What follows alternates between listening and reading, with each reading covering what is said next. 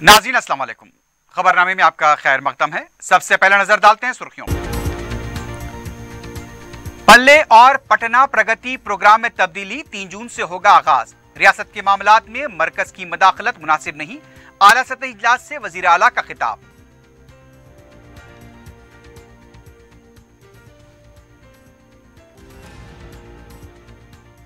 BJP ने मुसलमानों के खिलाफ जंग का ऐलान कर दिया है। मुल्क को 80 और 90 के तारीखी दौर में झोंकने की कोशिश। सदर मजलिस बैरिस्टर ओवैसी ने किया फिक्रमंदी का इजहार।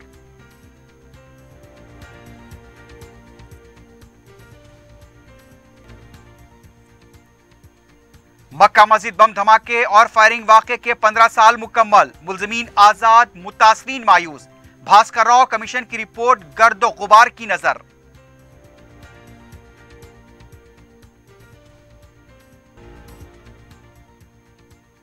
टीआरएस को इख्तिदार से बेदखल करने के लिए मजीद डिक्लेरेशन जारी होंगे। किसान डिक्लेरेशन पर 7% अमलावरी होगी। रेवंत रेड्डी की मीट दी प्रेस।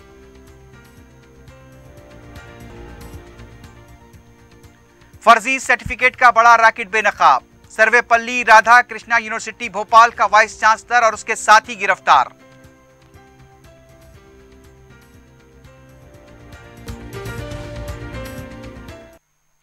सुर्खियां आपने देखी है, बढ़ते हैं खबरों की तफसील की जानिब।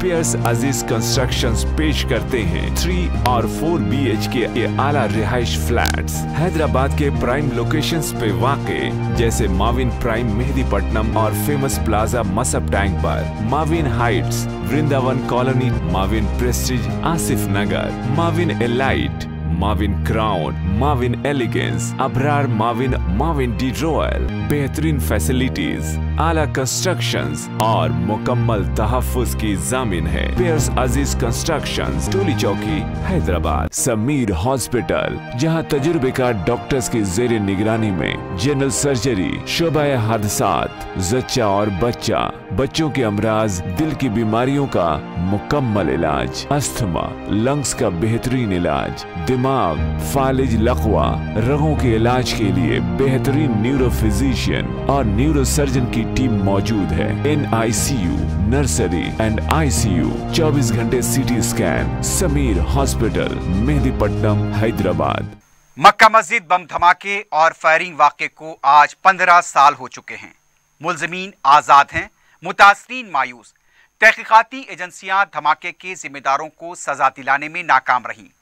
भास्कर राव कमीशन की रिपोर्ट गर्द में सड़ रही है। इंसाफ के लिए उठने वाली मुतासरीन की आवाजें और आंसू खुश्क हो चुके हैं। पेश है एक रिपोर्ट। हैदराबाद की तारीखी मक्का मस्जिद का तक़द्दुस 18 मई 2007 को उस वक्त पामाल हुआ था जब जाफरानी दहशतगर्दों ने बम धमाका करते हुए मासूम मुसल्लियों की जान ली थी। आज 15 साल हो चुके हैं। मक्का मस्जिद में धमाका करने वाले आज़ाद हैं। मुतासरीन को आज भी इंसाफ नहीं मिला। इस बम धमाके में दर्जनों जख्मी हुए थे। पुरअमन एहतजाज करने वालों पर पुलिस फायरिंग की गई थी। उसमें भी मुसलमानों की मौत हुई। फायरिंग के वाक़े की तहकीकात के लिए भास्कर राव कमीशन तश्कील दिया गया। कमीशन की रिपोर्ट आज भी गर्दो गुब्बार में लपटी हुई कहीं पड़ी हुई है। जिम्मेदार पुलिस ओहदेदारों के खिलाफ अभी तक कोई कार्रवाई नहीं की गई।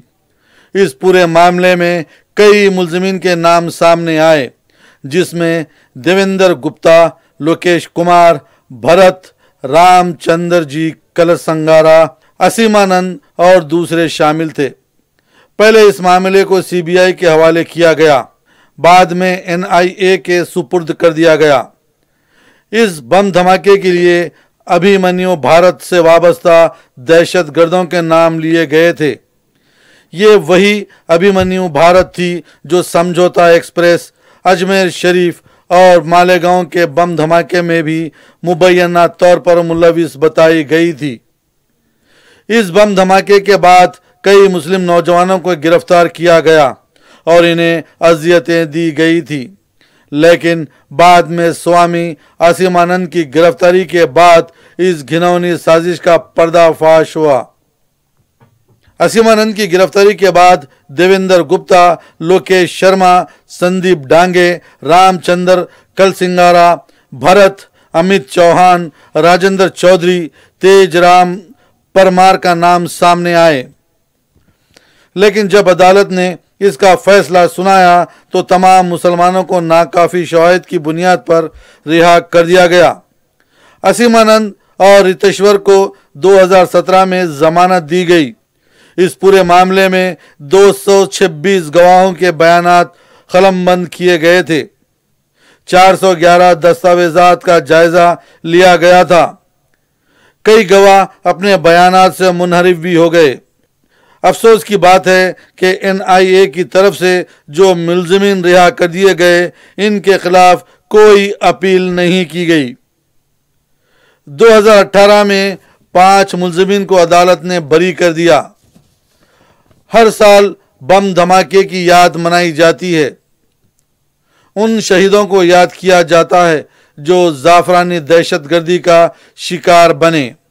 आज भी इंसाफ की उम्मीद तो है, लेकिन हालिया चंद सालों के दौरान जिस तरह के फैसले आए हैं, इससे एक मायूसी का एहसास भी पाया जाता है। बम धमाके के बाद जिन मुस्लिम नौजवानों को गिरफ्तार करते हुए अजियतें दी गई थी, मजलिस इत्तेहादुल मुस्लिमीन की नुमाइंदगी पर इन्हें न सिर्फ किरदार का सदाकतनामा दिया गया, बल्कि 3 लाख रुपये का मुआवजा दिया गया।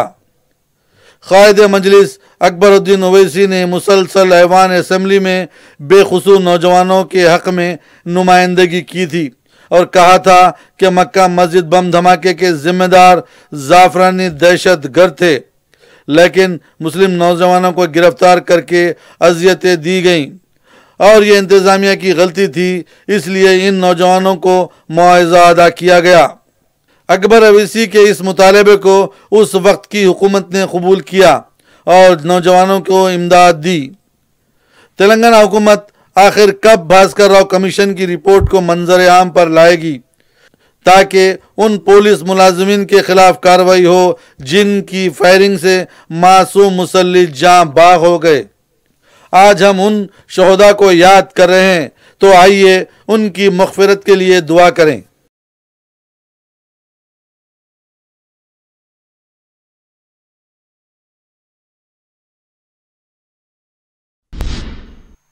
मक्का मस्जिद बम धमाके और फायरिंग वाक़े को आज 15 साल मुकम्मल हो गए हैं। आज मक्का मस्जिद के पास पुलिस का वसीतर बंदोबस्त देखा गया। किसी भी तरह के मुमकिना एहतजाज के पेश नज़र मस्जिद के तमाम दाखिली रास्तों, बिलखुसूस बाबुद दाखिले पर मुसल्लियों की तलाशी ली गई। लाल बाजार और उसके आसपास के इलाकों में भी पुलिस को चौकस देखा गया। मक्का मस्जिद धमाके के मुलजिमीन तो एक तरफ आज़ाद हो चुके हैं, दूसरी तरफ मुतासिन आज भी इंसाफ से महरूम हैं।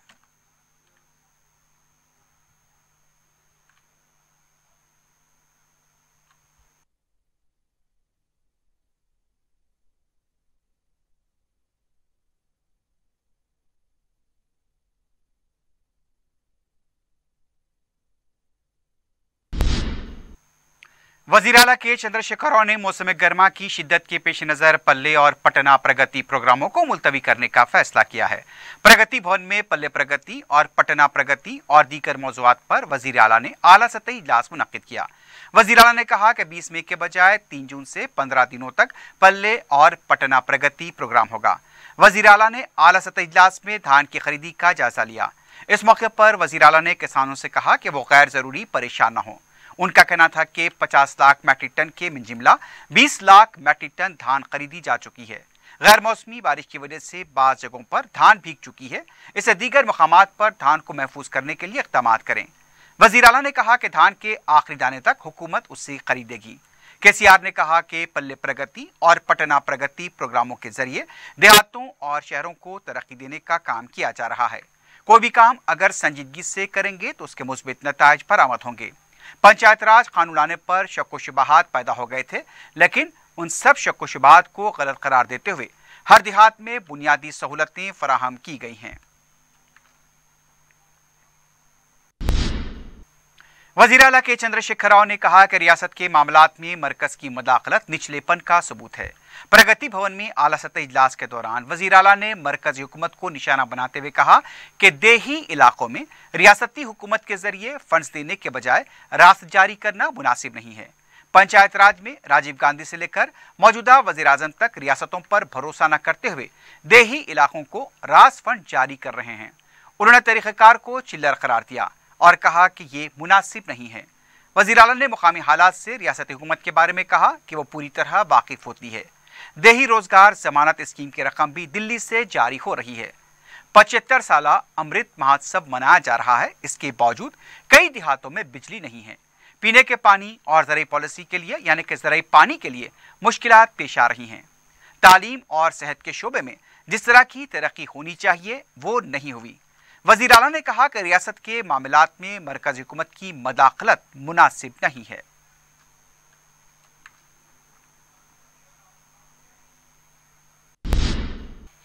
सदर मजलिस और रुकन पार्लियामेंट बैरिस्टर असदुद्दीन ओवैसी ने कहा है कि बीजेपी ने मुसलमानों के खिलाफ जंग का ऐलान कर दिया है। मीडिया से बात करते हुए बैरिस्टर ओवैसी ने कहा कि बीजेपी मुल्क को फिर से 80 और 90 के काले दौर की तरफ ले जा रही है। बैरिस्टर ओवैसी ने इस उम्मीद का इजहार किया कि सुप्रीम कोर्ट ज्ञान वापी के मामले में निचली अदालत के तमाम अहकाम पर हुक्म इल्तिवा जारी करेगी। बैरिस्टर ओवैसी ने कर्नाटक के वजीर की तरफ से दूसरी मसाजिद के खिलाफ किए गए रिमार्क्स पर कहा कि बाबरी मस्जिद की बात से ये खदशात बढ़ गए थे कि अब दूसरी मसाजिद को भी निशाना बनाया जाएगा। बीजेपी मुल्क में फिसाद कराना चाहती है। ऑर्डर में ये कहा गया कि मुसलमानों को रिलीजियस ऑब्जर्वेंस करने की पूरी इजाज़त है और रिलीजियस ऑब्जर्वेंस में वज़ू भी शामिल है। वज़ू करेंगे, नमाज पढ़ेंगे और वो जिसको कहा जा रहा है प्रोटेक्शन के लिए 400 साल से उसको हाथ नहीं लगाए। और अगर यही अगर आप करते रहेंगे तो फिर ताजमहल को बंद कर देना पड़ेगा, पूरे फव्वारे बंद हो जाएंगे ताजमहल के। भाई साहब वो तो गलत ऑर्डर है लोअर कोर्ट का। लोअर कोर्ट का ऑर्डर गलत है। हम उम्मीद करते हैं कि सुप्रीम कोर्ट जब कल इसकी सुनवाई करेगा तो कंप्लीट स्टे दे देगा लोअर कोर्ट के ऑर्डर पर, कंप्लीट स्टे दे देगा उस सर्वे के ऊपर, उस सब चीज़ों के ऊपर। अरे वो इम्प्यून ऑर्डर है, वो उसको शिवलिंग नहीं कहा सुप्रीम कोर्ट ने, इम्प्यून ऑर्डर कहा। वो चैलेंज हुआ है, आप क्यों उसको नाम दे रहे हैं इस तरह का? अरे फवारा है और बगैर मुस्लिम पक्ष को सुने लोअर कोर्ट ने, बगैर सर्वे कमिश्नर की रिपोर्ट आए, बगैर मुसलमानों को मौका दिए सुनने कि आपने ऑर्डर पास कर दिया। कंप्लीटली अनफेयर है ये बताता है कि किस राह पर लेकर जाना चाहते हैं उसको। और मैंने आपसे कहा था कि ये जजमेंट के बाद ये सब काशी, मथुरा और आपके मुख्तलिफ जगह पर ये मसले उठेंगे, तो यकीनन वो सही कह रहे हैं, बीजेपी के एजेंडे में शामिल है। बीजेपी उस मुल्क को 1980 और 1990 के उस काले दौर में लेके जाना चाहती है जहां पर दंगे, खून, फसाद और नफरत, इस हमारे वतन अज़ीज़ में ऑलरेडी मुसलमानों के खिलाफ तो नफरत का एक तूफान चल रहा है। बीजेपी ने मुसलमानों के खिलाफ जंग का ऐलान कर दिया है तो और ये मसले पैदा करेंगे और मुश्किलात पैदा करना चाहते हैं। Well, the innermost desire and the belief of Congress and BJP party is simple, that is there should be no other political party in India apart from Congress and BJP. Barrister Owaisi ने कहा कि बीजेपी और कांग्रेस अपने सिवा किसी भी इलाकाई पार्टी को बर्दाश्त नहीं करते हैं।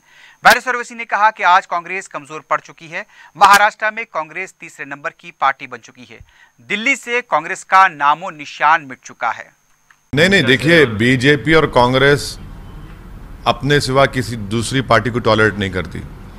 इस मामले में बड़े टोटलिटेरियन और डिक्टेटर हैं ये लोग, कि बीजेपी भी नहीं चाहती कि दूसरी कोई रीजनल पार्टी रहे, कोई छोटी पार्टी रहे। उनको कांग्रेस चाहिए सिर्फ, क्योंकि उनको कांग्रेस से उनका कांटा मिल चुका है। तो ये भी नहीं चाहते कि कोई रीजनल पार्टी हो। तो इनकी हिस्ट्री रही है। और जब यूपीए की सरकार बनी तो आप तो अपनी ताकत से नहीं बना पाए ना दोनों मरतबा भी। और फिर तीसरी मरतबा 14 में जब आप हारे, कितनी बुरी तरह हारे कि तारीख में आप इतने कमज़ोर पड़ गए। अब महाराष्ट्र में देखिए कितनी, यानी इनको थोड़ा सा हया होनी चाहिए कि आप 15 साल नंबर 1 पार्टी थे महाराष्ट्र में, आज नंबर 3 की पार्टी आप बने हुए हैं। आप कोई सोच नहीं सकते क्या हुआ। दिल्ली में शीला दीक्षित की सरकार थी, आज आपका नामो निशान नहीं है। हाँ, केरल में आप फिर से हार गए लेफ्ट के खिलाफ। तो ऐसे कई मिसालें हैं। यूपी में आप 2017 में इन दो नौजवानों को साथ पसंद है, बेचारा जो साथ लिया वो भी बर्बाद, आप भी बर्बाद। तो ये सब इनका मेंटालिटी ये है कि कोई पार्टी ना रहे बीजेपी और कांग्रेस की सिवाय इन दोनों के, ये इनकी मेंटालिटी है। तेलंगाना यौम तासीस प्रोग्राम पब्लिक गार्डन में मुनक्किद किया जाएगा। वजीर आला के चंद्रशेखर राव ने कहा कि मौसम गर्मा के पेश नज़र रियासत में यौम तासीस तकरीब सुबह 9 बजे से शुरू होनी चाहिए। वजीर आला ने कहा कि रियासत के तमाम अजला में मुताल्लिक़ा वज़रा यौम तासीस प्रोग्राम में हिस्सा लेंगे। इस मौके पर जो तकारीर होंगी उसके लिए जिले कलेक्टर्स अब तक हासिल की गई तरक्की से मुताल्लिक़ जामे इत्तलात फराहम करें। शाम के वक्त जिला केंद्र और रविंद्र भारती में कवि सम्मेलन प्रोग्राम मुनक्किद करने की हिदायत दी गई। वजीर आला ने कहा कि जारिया साल 1500 दलित बंधुओं के मुस्तहक़ अफराद की निशानदही की जाएगी। निशानदही का अमल मुकम्मल होने के बाद उन्हें दलित बंधु स्कीम की रकम जारी करें। दलित बंधु स्कीम में तेजी पैदा की जाए। वजीर आला ने यौम तासीस के मौके पर बाज़ देहातों में स्पोर्ट्स कॉम्प्लेक्स का इफ्तिताह करने की हिदायत दी। रियासत भर में 19,000 देहात और 5,000 वार्ड जुमला 24,000 देही कमेटियां कायम करने की हिदायत दी है। ये कमेटियां देही इलाकों में खेल को फरोग देने के लिए काम करेंगी। वजीर आला के चंद्रशेखर राव ने राज्यसभा के लिए टीआरएस उम्मीदवारों के नामों का ऐलान कर दिया है। डॉक्टर पार्था सारथी रेड्डी, वड्डी राजू, रविचंद्रा, डी दामोदर के नामों का ऐलान किया गया। इम्कान है कि नशिस्तों पर उम्मीदवार बिला मुकाबला कामयाब हो गए। इन तीनों उम्मीदवारों ने प्रगति भवन पहुंचकर वजीर आला से मुलाकात की और उनसे इजहार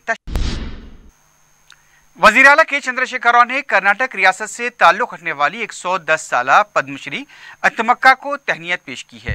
प्रगति भवन में तिमक्का ने वजीर आला से मुलाकात की।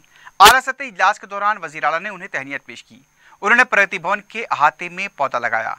उन्होंने कहा कि केसीआर तेलंगाना की तरक्की के लिए काफ़ी मेहनत कर रहे हैं। अगर तेलंगाना को पौधों की ज़रूरत है तो वो फराहम करेंगी। तिमक्का ने अपनी पूरी ज़िंदगी माहौलियात को बरकरार रखने का काम किया है। उन्हें वर्कशॉप माता के नाम से भी जाना जाता है।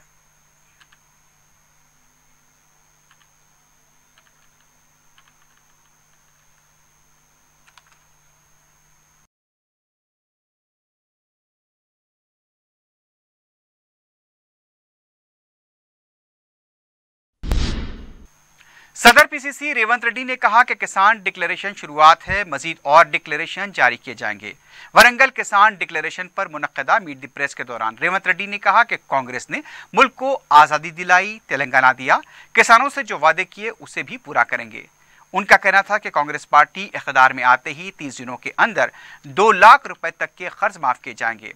रेवंत ने कहा कि केसीआर ने धरनी पोर्टल के जरिए लूट मचाई हुई है, इसलिए कांग्रेस पार्टी ने धरनी को बर्खास्त कियाने का फैसला किया ताकि किसानों को राहत मिल सके। उनका कहना था कि 21 से रच्चा बंडा प्रोग्राम के जरिए किसानों में कांग्रेस पार्टी डिक्लेरेशन से मुताल्लिक शऊर बेदार करेगी। केसीआर किसानों को इंश्योरेंस के जरिए उनकी मौत चाहते हैं, लेकिन कांग्रेस पार्टी किसानों को जिंदा रखते हुए उन्हें मुनाफा बख्श बनाएगी। उन्होंने कहा कि केसीआर ने फसल बीमा के इंश्योरेंस के जरिए किसानों को खुदकुशी पर मजबूर किया। अगर केसीआर ने पानी दिया है तो तेलंगाना में 30 लाख पंप सेट क्यों इस्तेमाल हो रहे हैं। कांग्रेस पार्टी ने जो डिक्लेरेशन का ऐलान किया है उस पर 100% अमल किया जाएगा। कांग्रेस पार्टी शुरुआत की है 1885 में, आपको पता है ना। उस दिन हम बोले इस देश को आजाद दिलाएंगे। जब भी ऐसे सवाल पूछने पत्रकार होगा, मगर कांग्रेस पार्टी हासिल करके दिखाए आजादी। उसके बाद तेलंगाना आंदोलन कांग्रेस पार्टी में कुछ नेता शुरू करे, तभी भी आप लोग बोले अरे कांग्रेस पार्टी ऐसी बोल देता, तेलंगाना कहां से देता। हम लोग तेलंगाना दे के दिखाए। तो ये 2 महत्वपूर्ण मुद्दा देखने के बाद तीसरे मुद्दे को आपको सवाल पूछना भी इतना, अरे मैं गारंटी हूं, राहुल गांधी जी गारंटी है, गांधी परिवार गारंटी है। इसीलिए गारंटी देने के लिए राहुल गांधी इतना दूर आए। तो गांधी परिवार के अलावा इस देश का गारंटी किसी ने भी नहीं दे सकता। जान तक दे दी है, महात्मा गांधी जान दिए देश के लिए, इंदिरा गांधी जी जान दिए देश के लिए, राजीव गांधी जी जान दिए देश के लिए। और क्या चाहिए गारंटी। सदर मजलिस बैरिस्टर असदुद्दीन ओवैसी की सरपरस्ती में पार्टी के इब्तिदाई और एरिया सुदूर के मकानात पर चारशंबे को उनके नाम की तख्तियां ओहदे के साथ नस्ब कर दी गईं। सदर मजलिस बैरिस्टर असदुद्दीन ओवैसी ने याकूतपुरे के तमाम डिवीजन्स में पार्टी के इब्तिदाई व एरिया सुदूर के मकानात पहुंचकर उनके नामों की तख्तियां लगाते हुए एक अजीम मिसाल कायम की है। हाल ही में दारुसलाम में हुए ईद मिलाद जलसे के दौरान सदर मजलिस बैरिस्टर ओवैसी ने पार्टी के इब्तिदाई सुदूर, एरिया सुदूर और कारकुनों की पार्टी के लिए खिदमात को जबरदस्त करार पेश किया था और आज उन्हीं पार्टी के इब्तिदाई सुदूर और एरिया सुदूर के मकानात पर उनके नामों की तख्तियां नस्बी गईं। सदर मजलिस ने याकूतपुरे के तालाब चिंचलम, मगलपुरा, दबीरपुरा, रेन बाजार, संतोष नगर और कुरमागुड़ा डिवीजन का 3 घंटों तक दौरा किया, मुकामी अवाम से मुलाकात की। सदर मजलिस का जगह जगह फलक शिगाफ नारों के साथ वालेहाना इस्तकबाल किया गया। जिन सुदूर के मकानात पर तख्तियां लगाई गईं, बैरिस्टर ओवैसी ने उनकी गुलपोशी की और उन्हें मुबारकबाद दी। इस मौके पर मीडिया से बात करते हुए रुकन असम्बली याकूतपुरा सैयद अहमद पाशा कादी ने बताया कि बूथ सतह पर इब्तिदाई मजालिस का क़याम अमल में लाया जा चुका है। याकूतपुरा हल्के में इब्तिदाई मजालिस का क़याम अमल में आ चुका है। हर इब्तिदाई सुदूर के नाम पर नाम की तख्ती लगाई जाएगी। उन्होंने कहा कि पार्टी की सरगर्मियों में अब और भी तेजी पैदा की जाएगी। इस मौके पर इंचार्ज याकूतपुरा मजलिस यासिर अरफात, मजलिसी कॉरपोरेटर्स मुजफ्फर हुसैन, अलमदार वाला चाही, महमूद कादरी, नसरीन सुल्ताना, वासिउद्दीन, नुमाइंदा कॉरपोरेट शफात के अलावा पार्टी कारकुनों की कसीर तादाद मौजूद थी।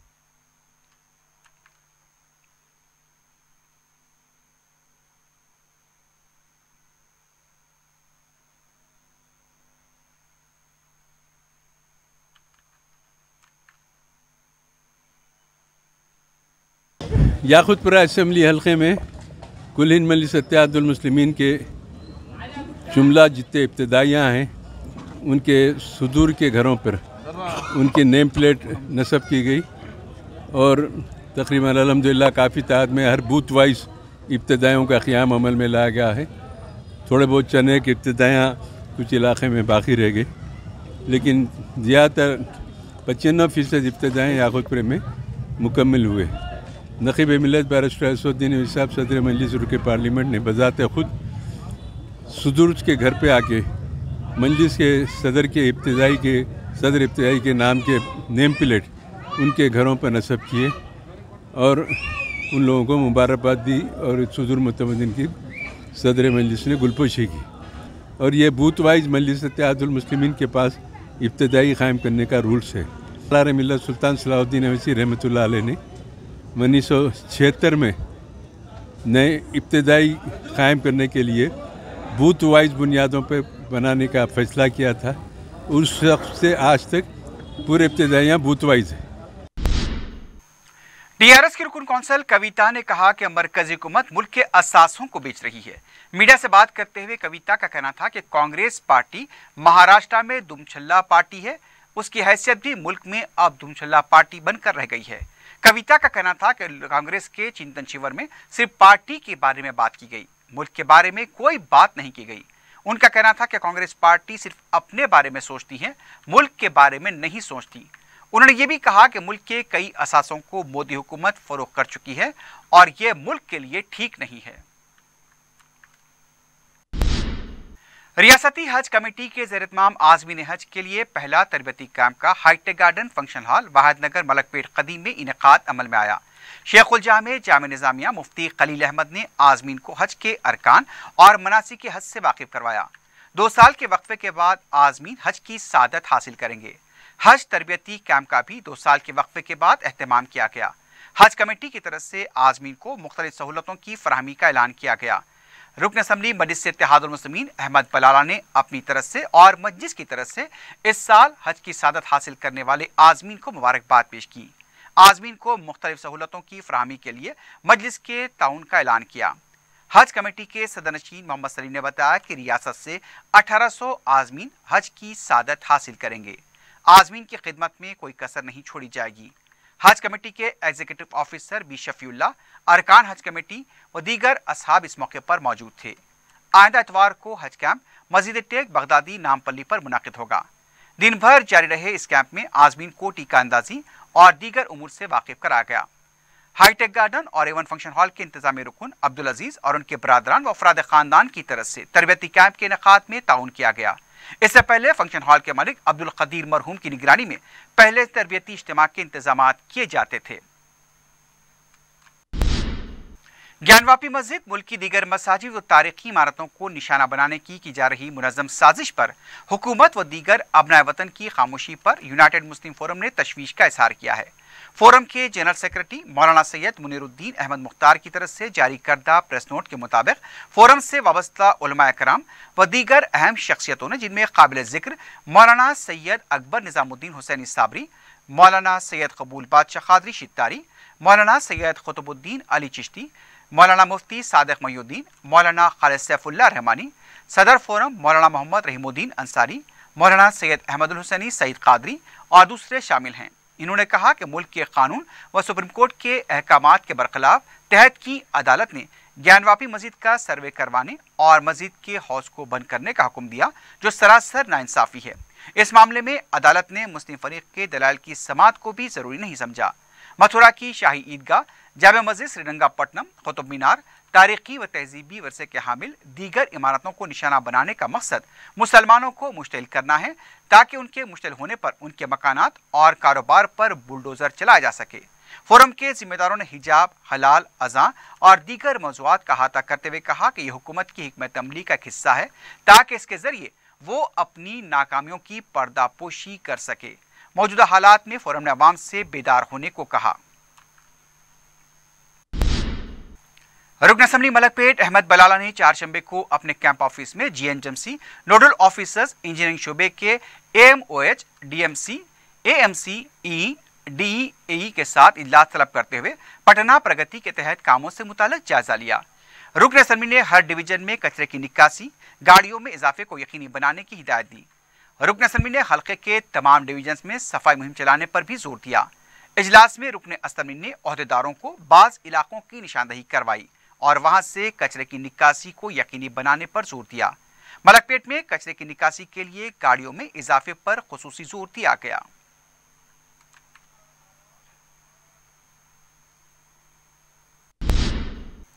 माइनॉरिटीज एम्प्लॉयज वेलफेयर एसोसिएशन की तरफ से खैरताबाद वाटर वर्क्स के दफ्तर में ईद मिलाद प्रोग्राम मुनक्किद किया गया। रुकन असम्बली मलकपेट अहमद बलाला ने मेहमान खुसूसी की हैसियत से शिरकत की। वाटर वर्क्स के एमटी दाना किशोर, एसोसिएशन के नायब सदरनशीन के अलावा वाटर वर्क्स के ओहदेदार और मुलाजमीन की कसीर तादाद इस तकरीब में शिरकत की। रुकन असम्बली अहमद बलाला और एमडी दाना किशोर ने वहां पर मुलाजमीन को ईद की मुबारकबाद दी और अवाम की मौसर खिदमत पर जोर दिया।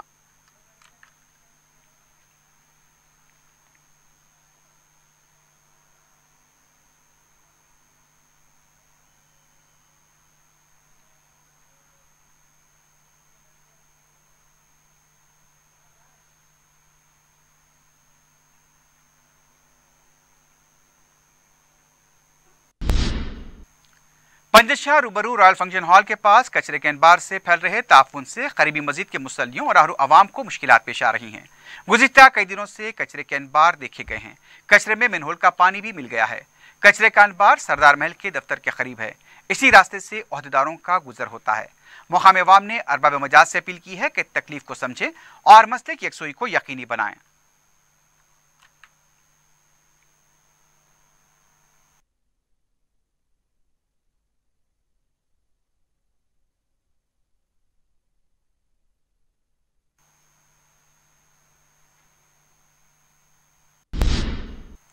जलपल्ली म्युनिसिपैलिटी ने मुताल्लिका पुलिस के इश्तराक से बिना इजाजत कायम किए गए बीफ स्टोरेज के गोदाम का पर्दाफाश किया है। कमिश्नर बल्दिया कुमार ने बताया कि मुकामी अवाम की तरफ से शिकायत मिलने पर यह कार्रवाई की गई। उनका कहना था कि तकरीबन 20 स्टोरेज का पता चला है। अभी तक 11 की तलाशी मुकम्मल हो चुकी है। कमिश्नर ने बताया कि गैर कानूनी तौर से बीफ की बरामद की जा रही थी। यहाँ पर चर्बी का तेल भी तैयार हो रहा था। उनका कहना था कि गैर कानूनी स्टोरेज वालों के खिलाफ सख्त कार्रवाई की जाएगी।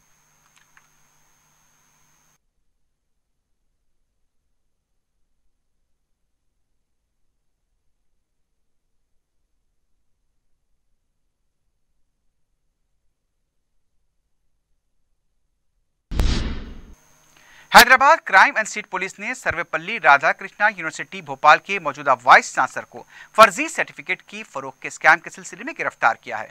पुलिस ने बताया कि फरवरी साल 2022 में फर्जी सर्टिफिकेट रैकेट के सिलसिले में मलकपेट, आसिफ नगर, मुशीराबाद, चादरघाट पुलिस स्टेशन में केस दर्ज किए गए थे। पुलिस के मुताबिक इस यूनिवर्सिटी की तरफ से बिना इम्तिहान जरूरतमंद तलबा को फर्जी सर्टिफिकेट जारी किए जा रहे थे। पुलिस ने इस रैकेट का पता चलने पर खुसूसी टीम तश्कील दी थी। यूनिवर्सिटी की तरफ से 44 सर्टिफिकेट जारी किए गए, जिसमें बी और बीटेक के इसके अलावा दूसरे कोर्सेज के भी सर्टिफिकेट शामिल थे। इस रैकेट में हैदराबाद से ताल्लुक रखने वाले 7 एजेंट्स श्रीकांत रेड्डी, श्रीनाथ रेड्डी, पटवारी शशिधर, पीके स्वामी, जी महेश्वर राव, आसिफ अली, रविकांत रेड्डी और राजू को पहले ही गिरफ्तार किया जा चुका है। इस रैकेट में मुलविस 19 तलबा और 6 सरपरस्तों को भी गिरफ्तार किया गया है। तेलंगाना ट्रांसजेंडर्स के वफ्द ने रियासत में हो रहे पुलिस तकर्रुरात में उन्हें भी नुमाइंदगी देने का मुतालबा किया है। इस सिलसिले में ट्रांसजेंडर का एक वफ्द डीजीपी ऑफिस पहुंचा। मीडिया से बात करते हुए वफ्द के नुमाइंदे ने बताया कि सुप्रीम कोर्ट के अहकाम है कि पुलिस मुलाजमतों में ट्रांसजेंडर्स को भी मौका मिलना चाहिए, लेकिन जो दरखास्त फॉर्म बनाए गए हैं उसमें ट्रांसजेंडर का कोई खाना नहीं है, ना तो उसका जिक्र है। उन्होंने मुतालबा किया कि फौरी उनकी बरादरी को पुलिस मुलाजमतों में मौका फराहम किया जाए।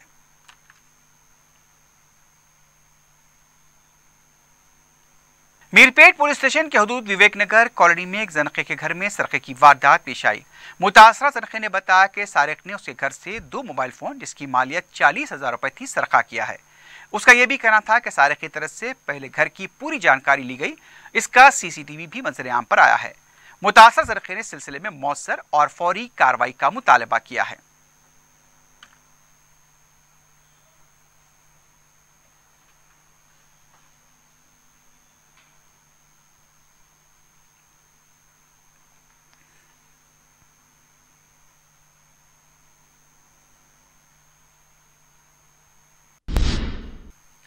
आखिर में सुर्खियों पर एक बार नजर डालते हैं। पियर्स अजीज कंस्ट्रक्शंस पेश करते हैं 3 और 4 BHK के आला रिहाइश फ्लैट्स हैदराबाद के प्राइम लोकेशंस पे वाक़े, जैसे माविन प्राइम मेहदीपट्टनम और फेमस प्लाजा मसब टैंक पर, Mavin Heights, Vrindavan colony, Mavin Prestige Asif Nagar, Mavin Elite, Mavin Crown, Mavin Elegance, Abrar Mavin, Mavin D Royal, बेहतरीन फैसिलिटीज, आला कंस्ट्रक्शंस और मुकम्मल तहफ्फुज की जामिन है। पियर्स अजीज कंस्ट्रक्शंस, टोली चौकी, हैदराबाद। समीर हॉस्पिटल, जहां तजुर्बेकार डॉक्टर्स की जेर निगरानी में जनरल सर्जरी, शोबा हादसात, जच्चा और बच्चा, बच्चों के अमराज, दिल की बीमारियों का मुकम्मल इलाज, अस्थमा, लंग्स का बेहतरीन इलाज, दिमाग, फालिज, लकवा, रगों के इलाज के लिए बेहतरीन न्यूरो फिजिशियन और न्यूरो सर्जन की टीम मौजूद है। NICU,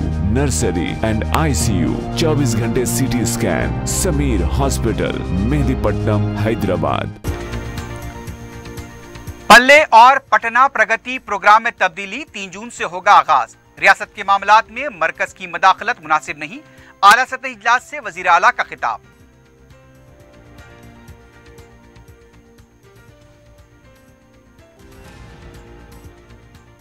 बीजेपी ने मुसलमानों के खिलाफ जंग का ऐलान कर दिया है। मुल्क को 80 और 90 के तारीखी दौर में झोंकने की कोशिश।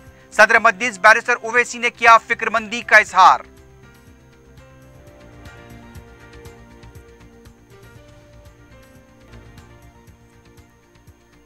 मक्का मस्जिद बम धमाके और फायरिंग वाक़े के 15 साल मुकम्मल। मुल्ज़िमीन आजाद, मुतासरीन मायूस।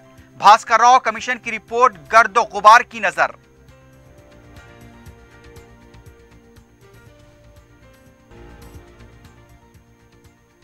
टीआरएस को इख्तिदार से बेदखल करने के लिए मजीद डिक्लेरेशन जारी होंगे। किसान डिक्लेरेशन पर 7% अमलावरी होगी। रेवंत रेड्डी की मीट दी प्रेस।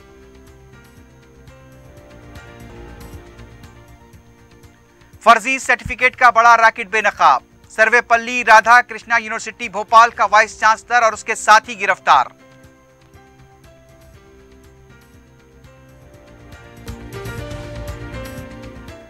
इसी के साथ ही खबरनामा ख़िताम को पहुंचता है। अल्लाह हाफ़िज़।